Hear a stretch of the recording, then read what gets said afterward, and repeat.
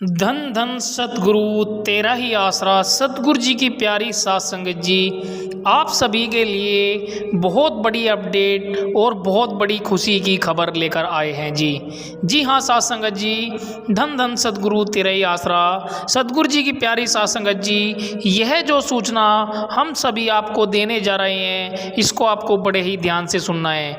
जी हाँ साथ संगत जी, ये तो आप सभी जानते हैं कि हजूर पिताजी इस वक्त सुनारिया धाम में है और पिछली बार हजूर पिताजी 40 दिन की पैरोल पर सिरसा आश्रम में पहुंचे थे, लेकिन 12-13 दिन सिरसा आश्रम के रहने के बाद हजूर पिताजी जो है बरनावा आश्रम में पहुंच गए थे। और हजूर पिताजी इस बार कितने दिन की पैरोल को लेकर कितने दिन के लिए और किस डेरे में पहुंचने वाले हैं, बहुत ही ज़रूरी इससे संबंधित हम आपको जानकारी देने वाले हैं। और इस बार कितना भंडारा कितना भयंकर होने वाला है और कितना सैलाब सा संगत का कहाँ पर होगा, और हजूर पिताजी लाइव दर्शन देंगे या ऑफलाइन सत्संग करेंगे या ऑनलाइन सत्संग करेंगे, यह सभी जानकारी हम इस वीडियो के माध्यम से आप सभी को देने वाले हैं। जी हाँ साथ संगत जी, जैसे कि सभी साथ संगत के लिए हम इम्पोर्टेंट जानकारी जो भी डेरा सच्चा सौदा की रहती है इस चैनल के माध्यम से आपको देते हैं। तो आपको इस चैनल से जुड़ने के लिए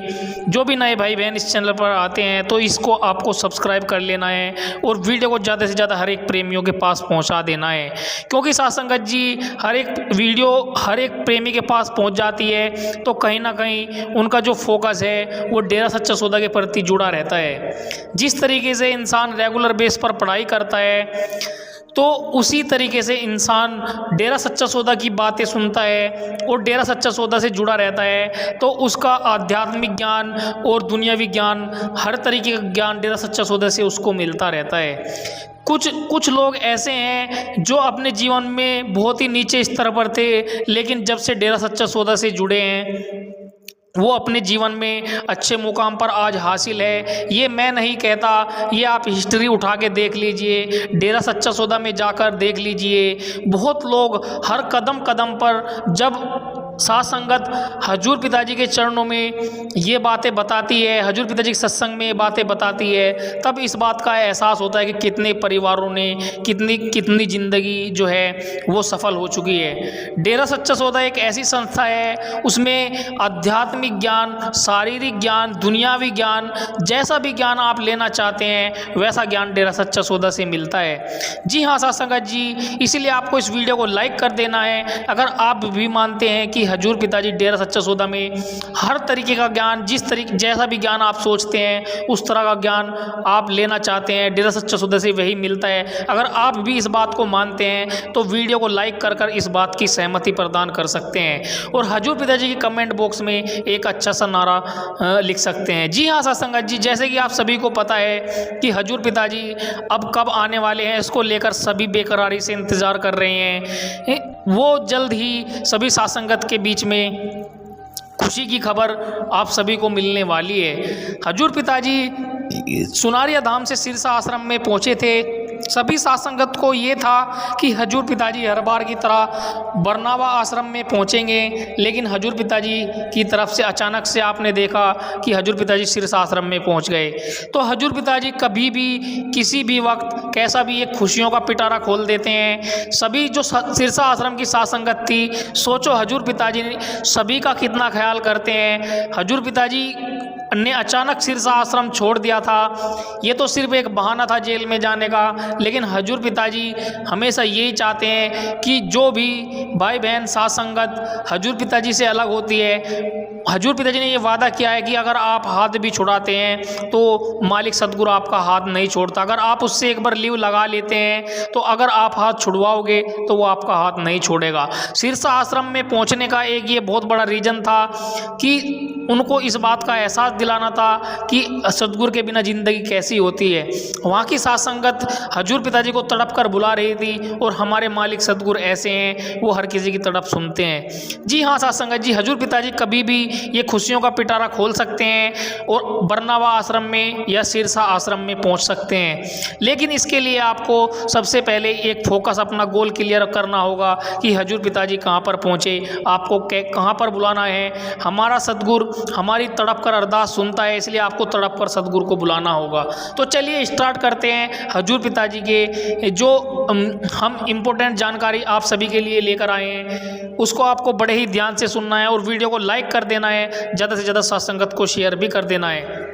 कुछ लोगों के मन में आज भी ये डाउट है कि हजूर पिताजी जो है पैरोल पर ही हर बार आते हैं, इस किस्से को क्यों ख़त्म नहीं करते, रेगुलर बेस पर क्यों नहीं आते। जी हाँ साथ संगत जी, इसका एक बहुत बड़ा रीज़न है। जिस प्रकार एक जो सूर्य की किरणें होती है, लेंस को अगर कॉन्सेंट्रेट कर कर एक फोकस पर आप एक कागज़ पर रखते हैं तो सूर्य की किरणों से उस कागज़ में आग लग जाती है। लेकिन उसकी एक ही कंडीशन है कि कंसंटेंसी के अनुसार उसको एक ही जगह पर उसको फोकस करना होगा। उसी प्रकार हम अगर हजूर पिताजी के प्रति अपना फोकस बिल्ड करते हैं और हजूर पिताजी से तड़प कर अरदास करते हैं तो हजूर पिताजी को सभी साथ संगत के बीच में आना होगा। जी हाँ साथ संगत जी, अगर आप रेगुलर बेस पर सिमरन करते हैं, हजूर पिताजी को तड़प कर बुलाते हैं तो हजूर पिताजी आपके बीच में ज़रूर पधारेंगे। जिस तरीके से मैं आपको उदाहरण के तौर पर बताता हूँ कि कुछ लोग आपके आसपास के माहौल में आकर आपको सतगुरु से बिछड़ने की कोशिश करते हैं और आप उनकी बातों में आ जाते हैं, सत्संग नाम चर्चा में नहीं जाते हैं। उसी प्रकार जिस तरीके से एक लड़की एक मंदिर में पूजा करने के लिए जा रही थी, मंदिर में पूजा करने जाने के समय उसको कुछ स्त्रियां आसपास में दिखाई दी, वे कोई अपनी सास की बुराई कर रही थी, कोई अपनी पड़ोसन की बुराई कर रही थी।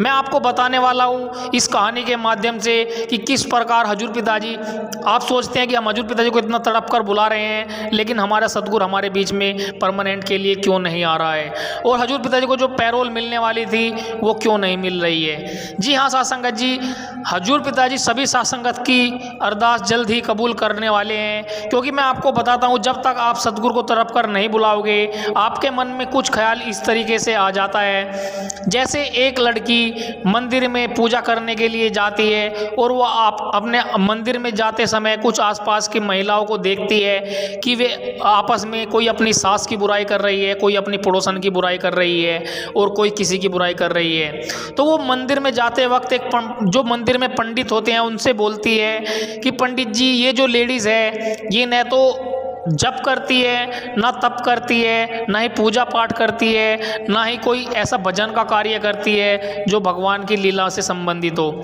ये आपस में बुराई करती है। तो पंडित ने उसको कहा कि ये समस्या मैं आपकी सोल्व कर दूंगा। उन्होंने कहा कि किस तरीके से, वो कल को आपको जो है एक गिलास में, एक लोटे में पानी लबालब भर के लाना है जो ऊपर तक भरा हो, लेकिन उससे जब आप घर से 1 किलोमीटर से आओगी तो उससे एक बूंद भी नीचे नहीं गिरनी चाहिए। तब उसने कहा कि ठीक है, मैं ऐसा कल को ज़रूर करूँगी। तो जिस प्रकार वो घर से उस लोटे को लेकर चलती है, बिल्कुल सेम कहानी हम सभी के मन से बात निकलने वाले कि हजूर पिताजी सभी साथ संगत की अरदास क्यों नहीं सुन रहे हैं। क्यों, वही बात मैं आपको बताने वाला हूँ कि वो जब अपने घर से एक लोटा लेकर आती है, लबालब पानी से भरा हुआ रहता है, वो कोशिश करते हैं कि एक भी बूंद नीचे ना गिरे। वो किसी भी तरीके से पंडित के पास बहुत मुश्किल से पहुंचती है और एक भी बूंद उस लोटे से नहीं गिरती है। और जैसे ही वो पंडित के पास पहुंचती है और पंडित को बोलती है कि देखना पंडित जी, इसमें से मैंने एक भी बूंद नीचे नहीं गिरने दी, तब पंडित जी उसको समझाते हैं कि आज तुम्हें कितनी लेडीज़ मिली, आज आपको कितनी लेडीज़ मिली जो बुराई कर रही थी, जो जब तब नहीं कर रही थी। कहने लगी आज मुझे एक भी लेडीज़ नहीं दिखी, मेरा सारा ध्यान तो इस लोटे पर था। वही बात बिल्कुल हमारे बीच में आती है। जब तक हम इस दीन दुनिया के बारे में सोचते हैं कि कोई हजूर पिताजी के बारे में क्या बोल रहा है, कोई कैसे बोल रहा है, हजूर पिताजी भी इसी बात के लिए बोलते हैं कि जो कोई दुनिया में जैसे कोई बोल रहा है बोलने दो, आपका अपने सदगुरु के प्रति भरोसा बनाए रखना है। और किसी की भी ऐसी बातों में नहीं आना है। उसी प्रकार उसको जब उसका सारा ध्यान उस लोटे पर था, बिल्कुल वही बात मैं हजूर पिताजी के लिए कहना चाह रहा हूँ, आप सभी साथ संगत को समझाने की कोशिश कर रहा हूँ। जब तक आपका ध्यान अपने सदगुरु के प्रति नहीं रहेगा तो आपको दुनिया की बातें अच्छी लगेगी।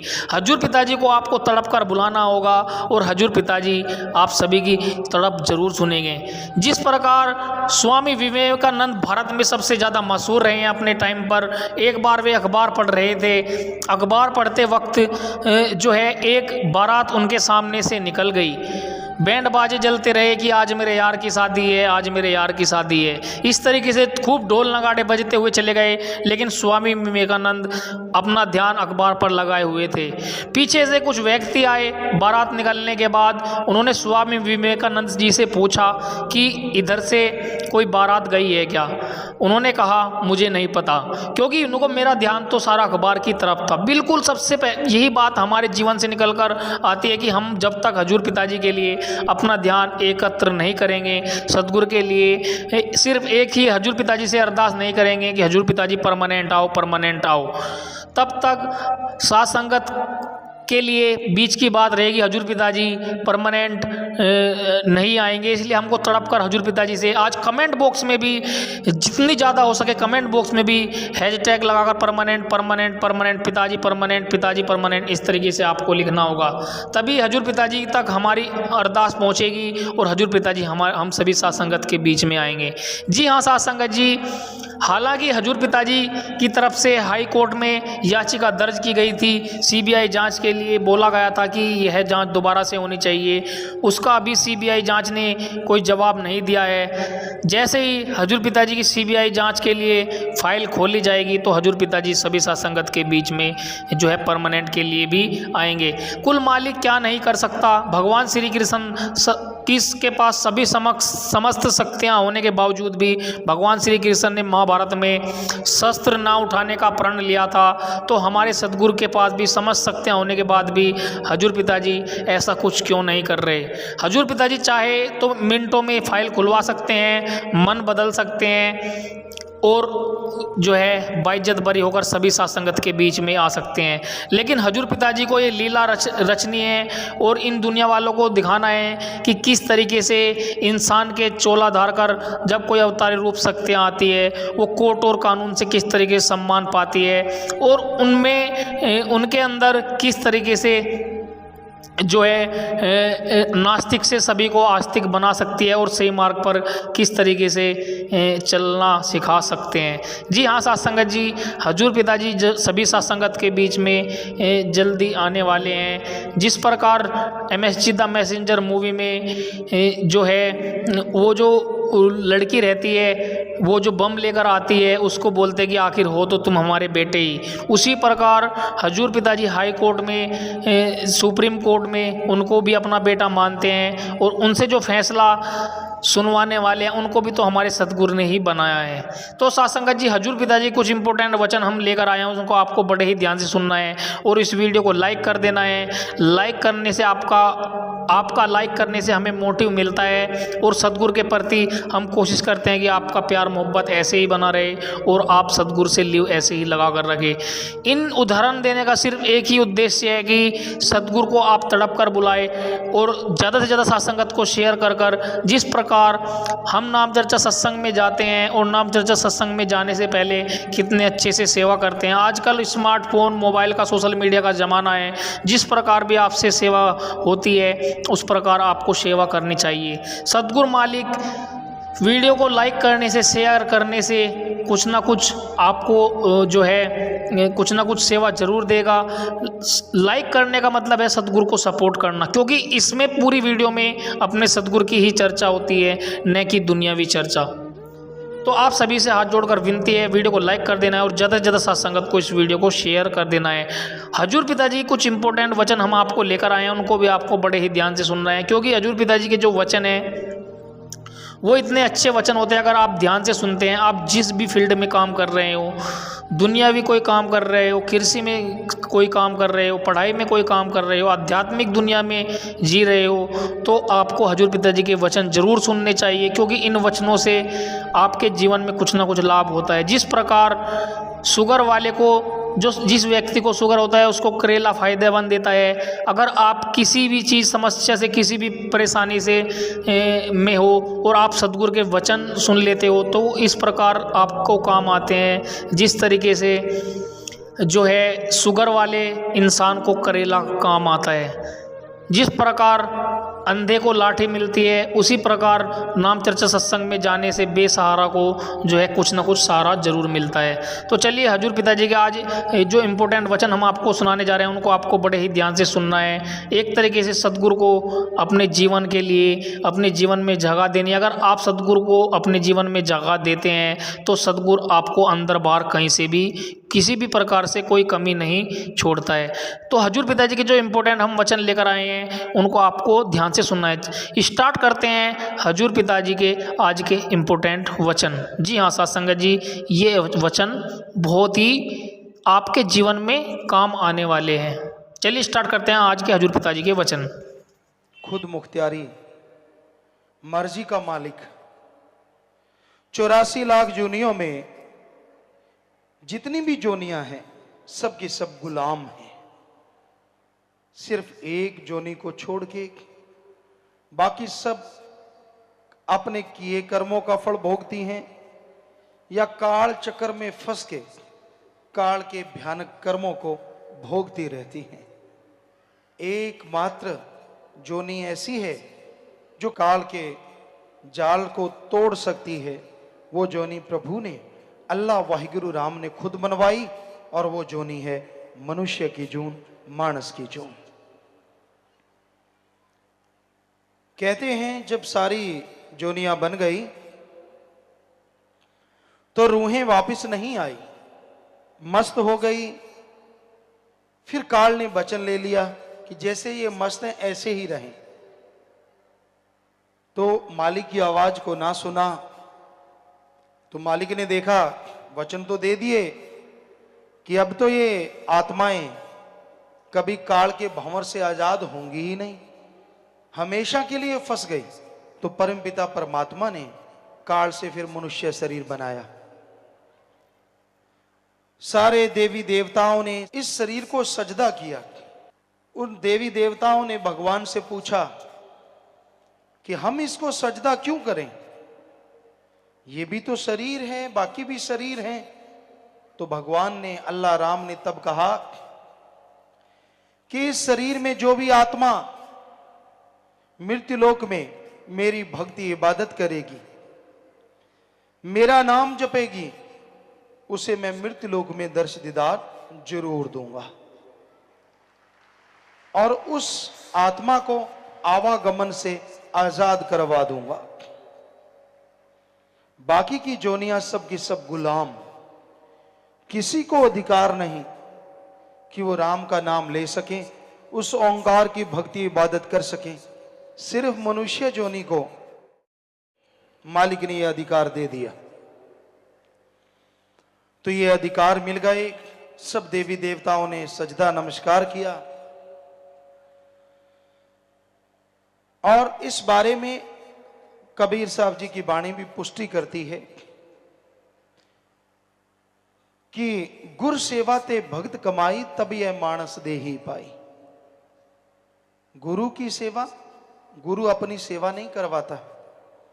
गु का मतलब अंधकार, रू का मतलब प्रकाश। जो अज्ञानता रूपी अंधकार में ज्ञान रूपी दीपक जला दे वो सच्चा गुरु। गुरु की सेवा कौन सी होती है? सृष्टि की सेवा। गुरु जो कहे वो सेवा करो। प्यासे को पानी पिलाओ, भूखे को खाना खिलाओ, अंगहीन अपंग लाचार का इलाज करवाओ, तड़फते हुओं को सहारा दो, दीन दुखियों की मदद करो और सबका भला मांगो, ये गुरु कहता है। तो गुरु सेवा ते भक्त कमाई, और गुरु जो कहे वो भक्ति करो। कौन सी भक्ति? उस ओंकार का नाम जपो। वो मूल मंत्र देते हैं, गुरु मंत्र देते हैं, मेथड ऑफ मेडिटेशन, सिख धर्म में नाम शब्द। वो शब्द देते हैं जिसका अभ्यास करने से सारे देवी देवता भी खुश होते हैं और उस ओंकार सुप्रीम पावर अल्लाह वाहिगुरु के दर्श दीदार भी हो सकते हैं। तो गुरु वो भक्ति करने की प्रेरणा देते हैं। गुरु अपनी भक्ति नहीं करवाते, वो तो उस परम पिता परमात्मा के लिए आते हैं, उसकी भक्ति की प्रेरणा देते हैं कि उसकी भक्ति करो, उसका नाम जपो। और जो वचन सुन लेते हैं संत पीर फकीरों के, गुर सेवा ते भक्त कमाई तब यह मानस देही पाए। इसलिए ये मनुष्य जन्म मिला है।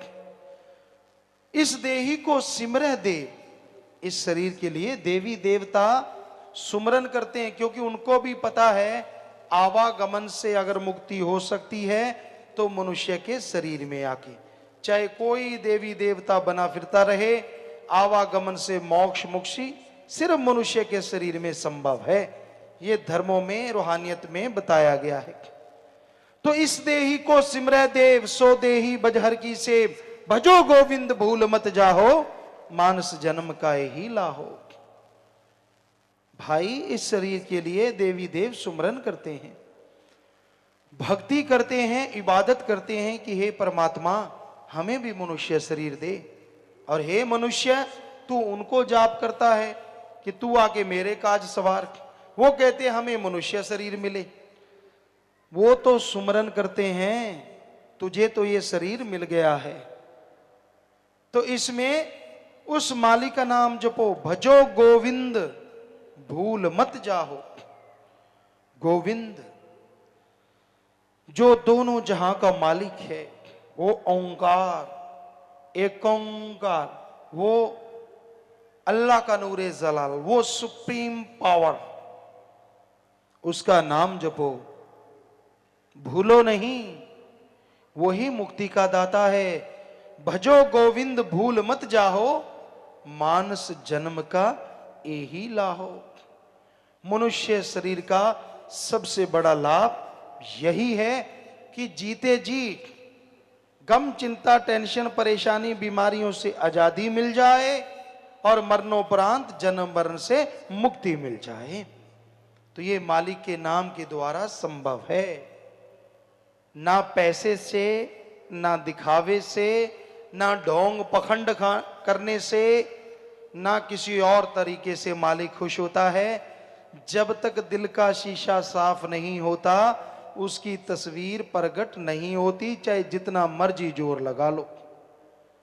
लोग वाह वाह कहेंगे, वाह जी वाह, वाह जी वाह, लेकिन लोगों की मान बढ़ाई सारी एक तरफ और अल्लाह वाहिगुरु राम एक तरफ।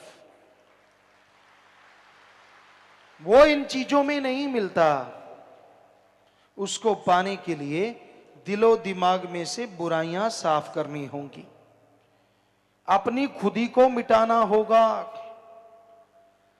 चाखा चाहे प्रेम रस, राखा चाहे मान, एक म्यान में दो खड़ग, देखा सुना न कान।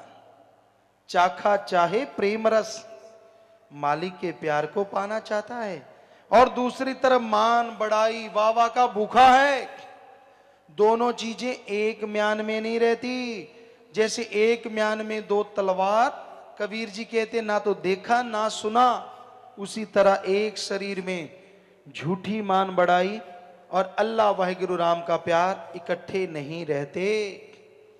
यहां मालिक का प्यार है, वहां अहंकार नहीं, और यहां अहंकार है, वो थोथा चना बाजे घना, वो खाली है, उसके अंदर मालिक का प्यार नहीं, वो कोरा ज्ञान सुनाने वाला है। क्योंकि जिनका हृदय साफ है, जिनके अंदर अहंकार नहीं, खुदी नहीं, उनके अंदर खुदा बसता है। यहां खुदी है, वहां से खुदा कोसों किलोमीटर दूर चला जाता है, सैकड़े किलोमीटर दूर चला जाता है। इसलिए अपने आप को पवित्र बनाओ, मालिक का नाम जपो, उसकी भक्ति इबादत करो। उसके नाम में यह शक्ति समाई है कि आपके अंदर के कचरे को साफ कर दे। जैसे जमींदार भाई हैं, कपास, नरमा, जो भी फसल बोते हैं, अगर सही टाइम पे संभाल करें तो फसल फलती फूलती है। सही पानी हो, खाद, स्प्रे जो भी आप देते हैं, पर उसमें एक चीज और भी जरूरी है, उसमें से घास फूस निकालना भी जरूरी है। जिस जमींदार के खेत में घास फूस ज्यादा बढ़ जाता है और वो आलस करता है, आज नहीं यार कल निकालेंगे, कल नहीं यार परसों निकालेंगे, उसको ये नहीं मालूम कि जो ताकत तेरी नरमे के पौधों ने, कपास के पौधों ने लेनी है, वो तो घास फूस खींचते जा रहे हैं। कहां से फसल फलेगी, कहां से हरा गहरा हरा रंग आएगा, वो तो बेचारे पीले कुमला जाएंगे। अगर कोई सही टाइम पे घास फूस निकालता है और सही टाइम पे फसल की कीड़ों से, बीमारियों से रोकथाम करता है, तो फसल भी कई गुना वफा करती है। उसी तरह आपके शरीर को भी जरूरत है अंदर से घास फूस निकालने की। आपके शरीर में काम वासना, क्रोध, लोभ, मोह, अहंकार, मन माया रूपी घास फूस बढ़ता ही जा रहा है। ये बीमारियां आपकी आत्मा को चौं तरफ से घेरे बैठी हैं। आलस ना करो यार, कल करूंगा, परसों करूंगा, आपकी आत्मा को निचोड़ के रख देंगी ये बीमारियां। इसलिए संभाल करनी है। अंदर का ये घास फूस बीमारियां निकालने के लिए एकमात्र स्प्रे, एकमात्र उपाय राम नाम की दवा का छिड़काव है। जीभा से राम नाम जपो, ख्यालों से राम नाम जपो, ये सारी बीमारियां खत्म हो जाएंगी और आपकी आत्मा महक उठेगी और मालिक के दर्श दीदार से अंदर बाहर से माला माल होते जाओगे। समय पे संभाल जरूरी है। जब समय चला जाता है, पीछे पश्चाताप करने से कुछ हासिल नहीं होता। आयु बीती जात है, हरि से क्यों ना हेत। समय बीत रहा है, जो सेकंड, जो मिनट, जो घंटा, दिन, महीना, साल आपकी जिंदगी का गुजर गया, समझो आप छोटे हो गए, आप मौत के और नजदीक हो गए। तो ये समय गुजर रहा है, पर आप मालिक से प्रीत करना ही नहीं चाहते। रसों कसों में फंसे हुए हो, कोई काम वासना में। काम वासना मतलब विषय विकार, सारा दिन सेक्सुअल रिलेशन का कीड़ा दिमाग को काटता रहता है। और आदमी ना मां देखता है, ना बहन, ना बेटी, ना बाप, ना दादी, ना पोता, ना कोई रिश्ता इस कलयुग में बचा है तो अच्छे संस्कार की वजह से, वरना खत्म होता जा रहा है। काम वासना की आंधी ऐसी चढ़ी हुई है प्यारी साध संगत जी। बड़े बड़े त्यागी, बड़े बड़े तपस्वी भी इसमें उलझे हुए हैं। बुरा हाल है, कुदरत के असूल के उल्ट चल रहे हैं और दिनों दिन परिवार और खुद यूं होते जा रहे हैं। अंदर से, बाहर से मांस के लोथड़े हैं तो क्या हुआ, बेचैनियां हैं अंदर। दिखने में भक्त नजर आते हैं, हाव भाव सारे भक्तों वाले हैं और कर्म सारे राक्षसों वाले हैं। कहां से घर परिवार में बाधा हो, कहां से खुद को भगवान के नूरी स्वरूप तो दूर, साधारण स्वरूप के भी दर्शन हो, कहां से। तो ये बीमारी भी हमारे समाज को खोखला कर रही है। काम वासना की आंधी है ये। पशुओं से इंसान इतना गिर गया है। पशु भी तब विषय विकार में पड़ते हैं जब उन्होंने बच्चा औलाद लेना होता है, कुदरत के नियम को पूरा करना होता है। पर आदमी पशु से गिर गया है, इसको कोई लेना देना नहीं इन चीजों से। तो भाई ये एक बीमारी, महाबीमारी बनती जा रही है। कहीं भी देख लो, किधर भी देख लो, इस बीमारी से जब हम निगाह घुमाते हैं, कोई कोई बचा नजर आता है। वो भी जिसके अच्छे संस्कार हैं, सतगुरु अल्लाह मालिक से बेहद प्यार है। अदरवाइज तक कमरा बंद कर करके सतगुरु के वचनों की धज्जियां उड़ाते हुए ऐसे कर्म करते नजर आते हैं और पल पल उनको भोगना होगा। अगर वो ना चेते, अगर वो ना जागे, तो फिर ऐसे चिल्लाएंगे कि दुनिया जागेगी, उनको पता चलेगा ये बीमारी के घर हैं। तो भाई ये चल रहा है। दूसरा मीडिया, इंटरनेट वगैरह है, और लगाया तो वो गया अच्छे के लिए। बच्चों की अच्छी शिक्षा हो, अच्छी पढ़ाई हो, बच्चे उससे नॉलेज लें, बहुत अच्छी बात है, कोई उसमें गलत नहीं है ये चीजें। अगर ये तो स्वस्थ है, बच्चे तो बेचारे ये स्वस्थता उठा रहे हैं, लेकिन उनके जो हेड हैं वो इससे दुरुपयोग में लगे हुए हैं। दिन रात गलत कार्य उसको लगा हुआ है, उसमें सब कुछ गलत चलता है, बुरा चलता है, और उसको देख देख के दिन रात बुराइयों में डूबे हैं। दिन रात अपनी बेड़ी पे बट्टे नहीं डाल रहे, अपनी बेड़ी को फाड़ रहे हैं कि जल्दी से डूब जाए, ज्यादा टाइम क्यों लग रहा है।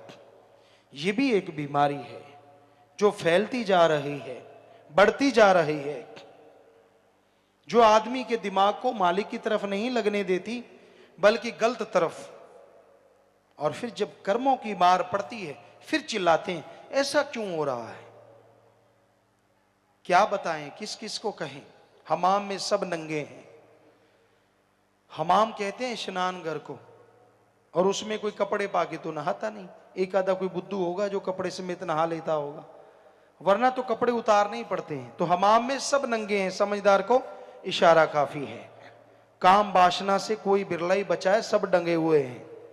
सुमरण करे, मालिक पे दृढ़ विश्वास रखे तो बचाव हो जाए तो हो जाए भाई, वरना तो हम उस मालिक और सतगुरु के अलावा मानते नहीं कोई इससे बच जाए। बुरा हाल है समाज का। फिर है क्रोध। क्रोध कहते थे फला का गुस्सा नाक पे है, पर आज तो गुस्सा मुंह पे ही आ गया है। इतना दूर भी नहीं है, सीधा ही है। किसी को छेड़ के देखो सीधा करंट मारता है। किसी को कुछ कहा ना हो तो भी आ बैल मुझे मार। भाई तू कौन, मैं खाम खा। तुझे कुछ कहा नहीं कहा, तुझे बुरा बोला नहीं बोला, पर लोग इसलिए जलते हैं तूने अच्छा क्यों बोला। आग लगी पड़ी है, आग।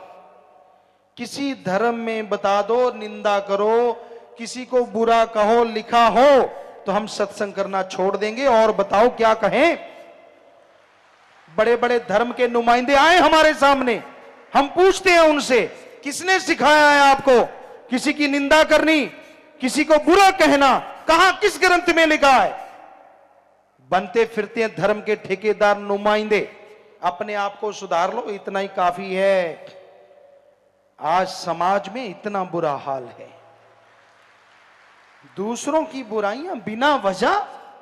अरे मालिक की तलवार ऐसी गिरेगी वो चल जाएगी, पीछे आवाज ही आवाज छोड़ जाएगी। डरो उसकी तलवार से। कोई अच्छा करता है, अच्छा बोलता है, अच्छा कहता है, अच्छे कर्म करवाता है, आपको चिलूने क्यों लड़ते हैं। क्या बीमारी है आपको। कर्म अच्छे करने तो खुद करो, दूसरे को करने से मत रोको।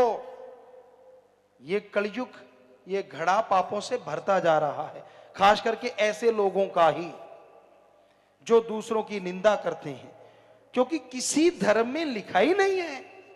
गुरु सहबानों के पवित्र गुरबाणी में तो, क्योंकि हमने पढ़ी है पूरी की पूरी, बहुत बार पढ़ी है, इतने पेज भरे हैं पर निंदा के पाप के कि पढ़ पढ़ के आदमी सोचे यार इसको पढ़ के निंदा कर ही नहीं सकता आदमी।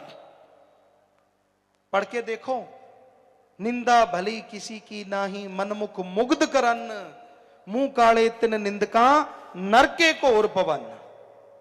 मनमुख वो गुरु का तो है ही नहीं। गुरु सहबानों की वाणी कह रही है उसके ऊपर गुरु की तो कोई कृपा है ही नहीं जो निंदा करता है। मनमुख है वो, मनमुख। मुग्ध महामूर्ख है। मुग्ध का मतलब मूर्ख, महामूर्ख।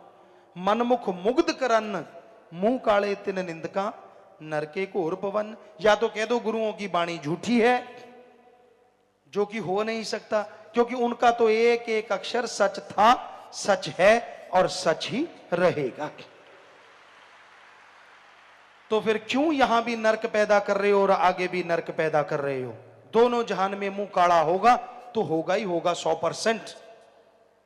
सिर्फ क्रोध में आके, सिर्फ किसी की कठपुतली बनके, किसी की उंगलियों के इशारे पे नाचने वाले दूसरों की निंदा किया करते हैं। खुद का दिमाग काम में नहीं करते, पशु बनके। जब और हमने ऋषि मुनि हिंदू धर्म में पढ़ा, हर धर्म में पढ़ा, हर धर्म में मना है पर निंदा महापाप, पर निंदा महापाप, पर निंदा महापाप। तो किसी का बुरा नहीं कहना चाहिए प्यारी साध संगत जियो। अपनी अंदर की बुराइयां साफ करनी चाहिए। अंदर की बुराइयां साफ करने में टाइम लगा दो, वही बड़ी बात है। किसी की बुराइयां गाते हो, वो बुराइयां आपके अंदर आ जाती हैं। इसलिए किसी दूसरे को देख के जला भुना ना करो, ऐसे क्रोध ना किया करो। फिर है लोभ लालच। ये लोभ लालच ही तो सब कुछ करवाता है। लोभ है सर्व पाप का बाप।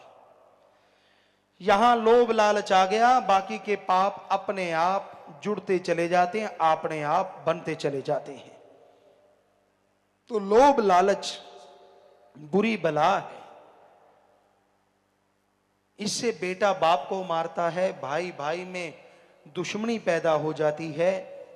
वो भाई जिनकी रगों में एक जैसा खून, एक ही मां बाप का साया, एक दूसरे के लिए छोटे होते जान कुर्बान करने को तैयार, जैसे माया रानी आई, जैसे लोभ लालच ने अपना जाल फैलाया, पल में भूल गए कि कैसा भाई और कैसा नाता, एक दूसरे के खून के प्यासे हो गए। तो ऐसा है ये लोभ लालच। और ये लोभ लालच ही निंदा करवा रहा है। लोग बिक रहे हैं, बिकाऊ माल। कैसी मां बाप की औलाद, लानत ऐसी जननी पे जिसने ऐसी औलाद को जना, और लानत उन पे जो अपने दिमाग का इस्तेमाल नहीं करते। चंद नोटों के लिए आदमी आदमी को मार देता है।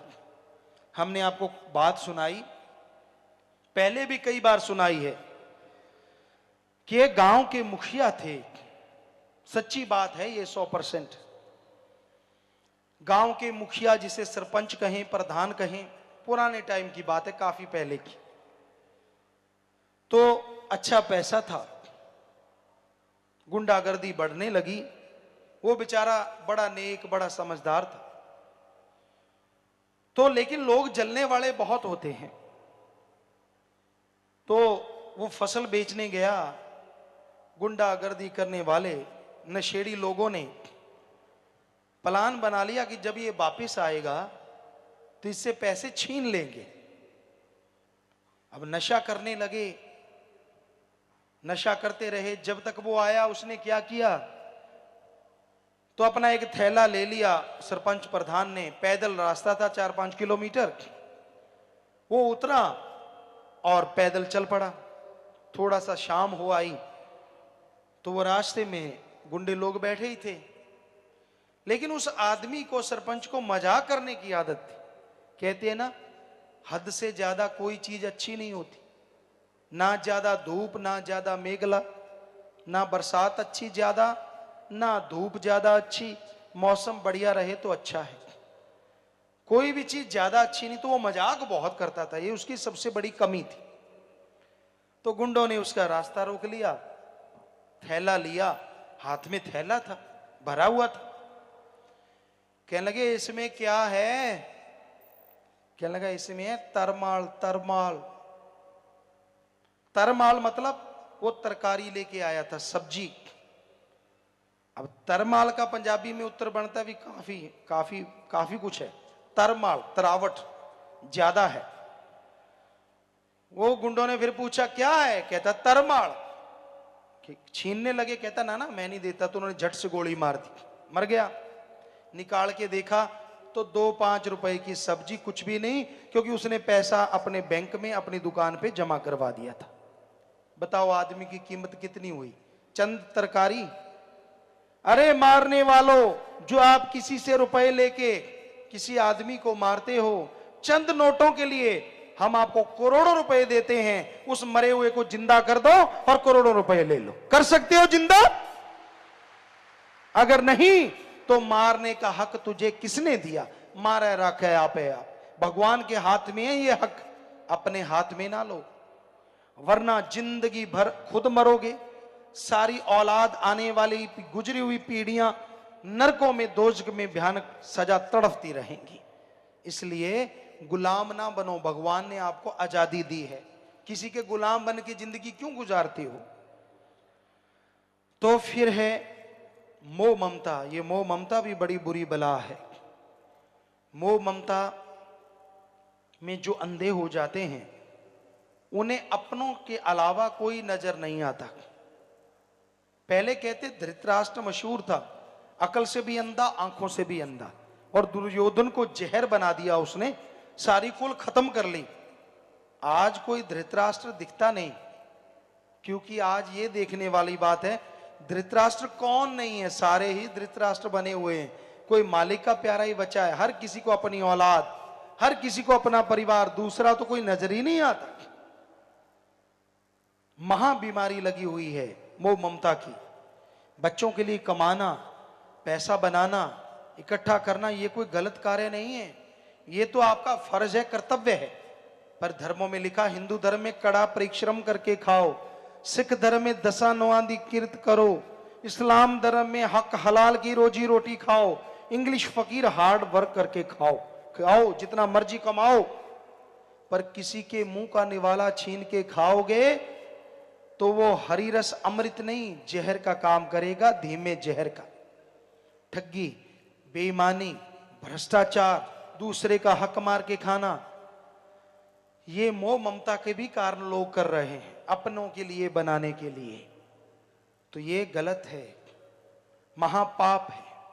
फिर है अहंकार, किसी को ऊंचे धर्म का, किसी को ऊंची जात का, किसी को राज पहुंच का, किसी को धन दौलत का, किसी को जमीन जायदाद का, किसी को अपनी औलाद का। और अहंकार को मार पड़ती थी, पड़ती है और पड़ती ही रहेगी। 1 लख पूत 1.25 लाख नाती, तै रावण घर दिया न बाती। रावण से बढ़ के कोई अमीर नहीं, रावण से बढ़ के कोई साइंटिस्ट नहीं, वैज्ञानिक नहीं, क्योंकि उसके कंधे पे परमाणु हमेशा टंगा रहता था। रावण से बढ़ के कोई धर्मों का विद्वान नहीं, चारों वेदों का टीकाकार पंडित था। हर राजनीतिज्ञ नहीं, सारे शास्त्र उसने पढ़ डाले थे, जुबानी याद थे। उससे बड़ा धनवान नहीं, उसके नौकरों के कमरे भी गोल्ड सोने के बने हुए थे। सो उसने अहंकार किया और उसका बुरा हाल हो गया। तो भाई, ये 5 काम वासना, क्रोध, लोभ, मोह, अहंकार बुरी तरह से इंसान को बर्बाद कर रहे हैं। ऊपर से मन माया इनके मुखिया हैं, हेड हैं, इनके सरदार हैं, जो बुरी तरह से जीव को भरमाते हैं। चंद नोटों के लिए आदमी को जो मर्जी बुला लो, चंद नोटों के लिए आदमी से जो मर्जी करवा लो। नकली मां बाप मिल जाएंगे, नकली रिश्ते मिल जाएंगे, पर सच्चा प्यार अल्लाह वाहिगुरु राम का भक्ति इबादत के बिना बाजार से खरीदा नहीं जा सकता। अगर अंदर भावना होगी, अंदर वैराग्य होगा, तो वाहिगुरु राम की कृपा होगी। कपड़े पहनने से या शरीर को हार श्रृंगार लगाने से भगवान मिलता तो बैली शैली कब के भगवान को खरीद के ले जाते। ये बाहरी ढोंग ढकोसले से नहीं मिलता। जब तक अंदर का छल कपट नहीं छोड़ते, मालिक के दर्शन नहीं हो सकते। चाहे जितना मर्जी दिखावा कर लो, भावना शुद्ध हो, मन चंगा कठौती में गंगा।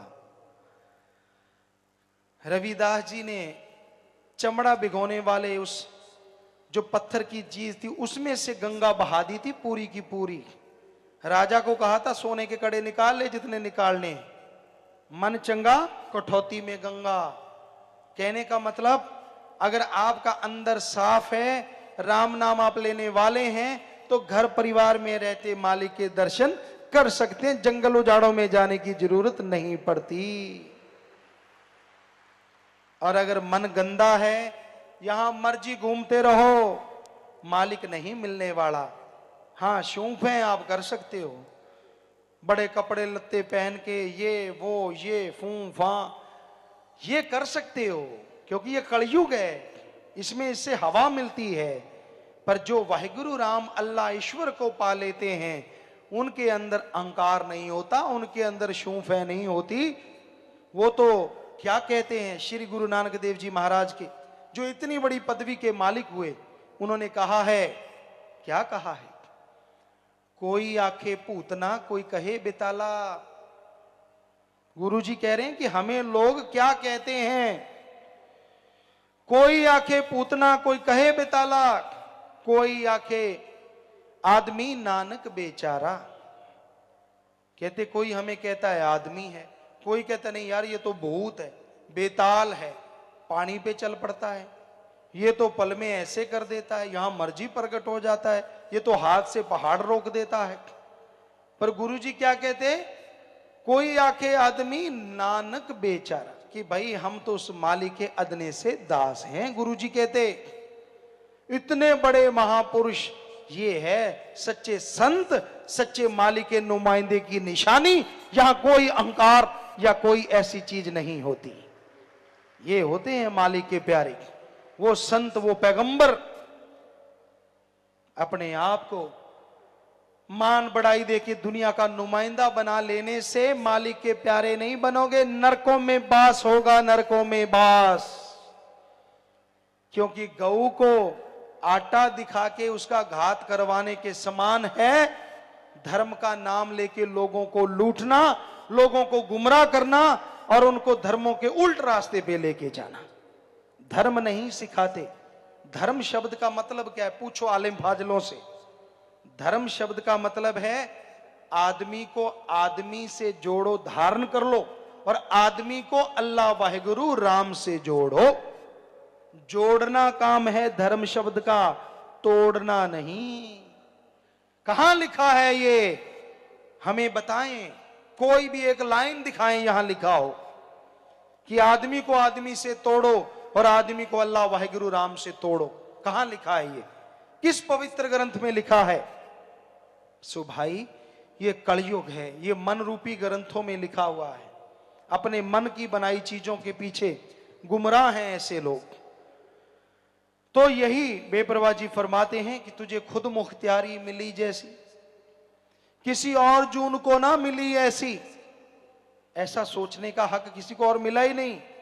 अब जो जी चाहे कर ले, तेरी मर्जी। चाहे शैतान का बाप बन जा भाई बुरे कर्म करके, पर संत नहीं चाहेंगे कि तू ऐसा बन। संत कहते हैं इंसान से भगवान बन जा, उसकी भक्ति इबादत कर, और जब सुप्रीम पावर के दर्शन करेगा तो उसी का रूप बन जाएगा, अंदर सुरूर, चेहरे पे नूर आएगा। भजन के आखिर में आया, पुण्य पाप जो जीव करता है फल नरक स्वर्ग में भरता है। कभी जन्म लिया कभी मरता है, बचे काल से जो नाम सिमरता है। जैसे कर्म करते हो वैसा फल भोगना पड़ता है। जैसा बीज बोओगे वैसा काटोगे जरूर। बबुल का पेड़ अगर बोओगे उस पे आम नहीं लगेंगे, लंबी लंबी सूढ़ लगेगी। अगर पाप कर्म करते हो तो ये हो नहीं सकता कि आने वाले टाइम में आपको बेहद खुशियां या रूहानी नजारे मिलेंगे। पाप कर्म का फल तो भोगना ही पड़ेगा। सत्संग सुनते हो आत्मा को फल मिलता जाता है, लेकिन अमल करते हो तो जीते जी खुशियों से लबरेज हो सकते हो। सुन के अमल करना जरूरी है। नाम जपो, बुरे कर्म छोड़ दो। यहां कहते हैं कि ये कर्म बुरा है, आपने सुन लिया, सत्संग सुन के फिर से बुरे कर्म करना, वो तो महापाप है। कैसे बचोगे उस पाप से? सो पाप बुरा कर्म करने में ही होता है। कर्म से ही पाप बनते हैं। सोच विचार अगर बुरा आता है, सुमन कर लो, अमल ना करो, उन विचारों से आप बच जाएंगे, उनका पाप नहीं लगेगा। पर जब बुरे कर्म करने लग जाते हो वो फल भोगना पड़ता है।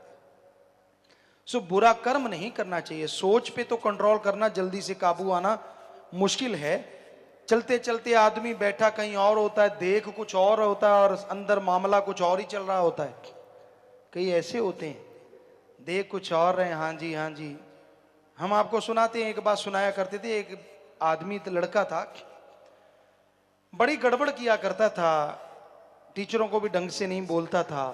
तो एक बार कोई टीचर बीमार हो गए, हम लोग गए, सबने पूछा, वो 5-7 दिन के बाद वापस आए या 15 दिन के बाद वापस आए। सर जी ठीक है, आप गुरु जी ठीक है, तब बोला करते थे जो भी। तो हम सब ने जैसे पाँव को ऐसे हाथ लगाया करते थे अपने टीचरों की, उस समय ये मर्यादा थी। तो उसने भी लगाया, हम हैरान रह गए, यार आज ये भी बदल गया। दूसरे कहने लगे, हमने कहा नहीं पूछो, पूछने से पता चलेगा बदला है कि नहीं बदला। वो मजाकिया सा था, क्योंकि गंदे मजाक करना भी कईयों की आदत होती है। वो समझते हम पता नहीं क्या है, लोग उनको जोकर समझते हैं। आ गया जोकर, मुंह पे नहीं कहते, क्योंकि हंसना होता है ना उसकी बातों पे। तो हमने कहा पूछ के देखो, इसने हाथ लगाया, कोई और वजह होगी। जब सारे इकट्ठे हुए, उसको बुलाया, यार गुरुजी का हमने भी पूछा, मास्टर जी गुरुजी कहते थे, तूने भी पूछा? हमने तो पूछा भी गुरुजी, इतने आप देर से आए, बेचारे बीमार थे। कहता मैंने भी पूछा। क्या गुरुजी, जिंदा वो मरे क्यों नहीं? बताओ।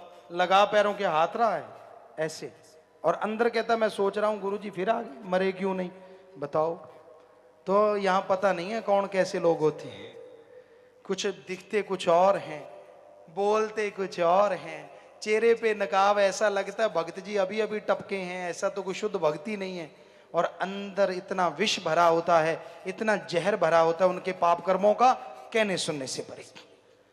तो जैसे सांप के विष के दांत निकल जाते हैं, जोगी अच्छा जानकार हो वो निकाल देता है, उसी तरह ये आपके पाप कर्मों का जो विष है, ये तो अल्लाह वाहिगुरु राम ही एक जोगी है, उसके नाम से ये विष निकल सकता है। अन्यथा भाई कोई दुनिया में जन्मा नहीं जो आपके इस विष के दांतों को तोड़ सके। उसका जाप करोगे अल्लाह वाहिगुरु के नाम का, तो वो तो जरूर आपके विष के दांतों को तोड़ देगा, आपके पाप कर्म खत्म कर देगा, और आप मालिक की दया में रहमत से दोनों जहान में माला माल हो जाएंगे। डूब सागर में कई मरते हैं, बिन मांझी के जो तरते हैं। जिनको तरना नहीं आता, तैरना नहीं आता, वो गहरे समुद्र में, झील में छलांग लगाने तो किनारे पे नहीं तो मझधार में डूबेंगे डूबेंगे। जिनका कोच साथ हो, तैरना आता हो, जब वो कहे बेटा लगा डुबकी, मैं तेरे साथ हूं, मजाल है कि आदमी डूब जाए, वो डूबतों को भी बाहर निकाल ले आता है। तो इसी तरह ये संसार एक सागर है, यहाँ काम वासना, क्रोध, लोभ, मोह, अहंकार, मन माया का तूफान उठ रहा है। इसमें गुरु पीर फकीर एक ऐसा कोच है जो राम नाम की तरह की सिखाता है कि ये ले बेटा राम नाम, ये ले ले, फिर संसार सागर में घूमता रहे, तेरा कोई बाढ़ बांका काल महाकाल भी नहीं कर सकता। और गुरु पीर फकीर की तो जरूरत है, वरना स्कूलों कॉलेजों में टीचर लेक्चरर क्यों लगा रखे? अगर दुनियावी पढ़ाई टीचर के बिना नहीं होती, तो रूहानी पढ़ाई टीचर के बिना कैसे हो सकती है? क्या कोई भी एक पवित्र ग्रंथ है जो सीधा आसमान से टपका हो? हमें बता दीजिए, अगर है तो लिख के दीजिए। जितने भी पवित्र ग्रंथ बने, ग्रंथ बाद में बने, पहले आदमी के रूप में भगवान ने अपने रूप को भेजा, आया तो आदमी के रूप में। और हर धर्म में लिखा हुआ है गुरु बिना गति नहीं, गुरु बिना पत नहीं, हर धर्म में लिखा है। तो ये कैसे संभव है कि गुरु की जरूरत नहीं है? स्कूल में टीचर ना हो, क्या कोई ऐसा स्कूल है? कॉलेज में लेक्चरर या कुछ ऐसे ना हो, तो क्या ऐसा कॉलेज है? जब दुनियावी शिक्षा के लिए टीचर की जरूरत है, रूहानी रास्ते तो गैबी हैं, वहां कैसे जाएंगे, किस तरह जाएंगे? क्या उसके लिए गाइड की जरूरत नहीं है? हमने तो पढ़ा नहीं किसी धर्म में लिखा जरूरत नहीं है, हर धर्म में लिखा हुआ है जरूरत थी, जरूरत है और जरूरत रहेगी, ये लिखा हुआ है भाई। तो इंसान अपना मन ग्रंथ ना खोले, जो धर्म महापुरुष पीर पैगंबर गुरु महापुरुषों के पवित्र वचन है उनमें दिखाओ, उनमें यही लिखा हुआ है। तो भाई यही यहां पे लिखा है सच्चे मुर्शिद कामिल ने, डूब सागर में कई मरते हैं, बिन मांझी के जो तरते हैं। जो नाम जहाज पे चढ़ते हैं वो भवसागर को उतरते हैं, जो नाम जहाज पे चढ़ जाते हैं वो फिर भवसागर को, संसार सागर को तर जाते हैं। तो भाई भजन के लास्ट में यही आया, शास्त्र नाम जी का समझाना जी, बिन नाम 84 जाना जी। सच्चे दाता कह रहे हैं कि बिना नाम के तो 84 में जाना ही पड़ेगा, जितने मर्जी कर्म कर लो, नाम जप कर सचखंड जाना चाहिए। अगर नाम जप ले तो सचखंड निज धाम में जाओगे।